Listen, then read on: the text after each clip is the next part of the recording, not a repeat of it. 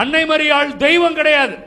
ஆனால் அன்னை மரியாள் கடவுளின் தாய். கைகளை தட்டி ஆண்டவருக்கு நன்றி சொல்லுங்க. அன்னை மரியாள் யாரு? கடவுளின் தாய்.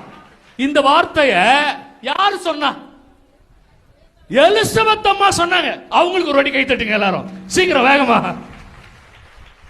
எலிசபெத் அம்மாள் பரிசுத்தாவியால் நிரப்பப்பட்ட பிறகு சொன்ன வார்த்தை.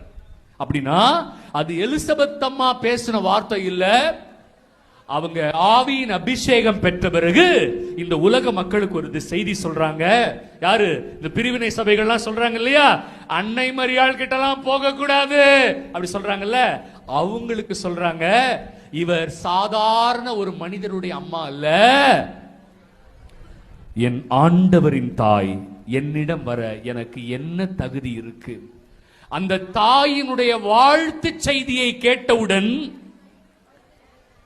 எலிசபெத் அம்மாள் பரிசுத்தாவியால் நிரம்பினாள். அவள் வயிற்றில் உள்ள குழந்தை அக்களிப்பாள், துள்ளியது. எலிசபெத் அம்மா சொல்றாங்க, உன் வாழ்த்தொலியை கேட்டவுடன் என் வயிற்றில் உள்ள குழந்தை என்னை உதைத்தான்னு சொல்லல, அக்களிப்பாள், துள்ளினான். குழந்தை குதிக்கிறான், சந்தோஷம். யாருடைய வருகையினால சந்தோஷம்? அன்னை மரியாளினுடைய வருகையினால சந்தோஷம்.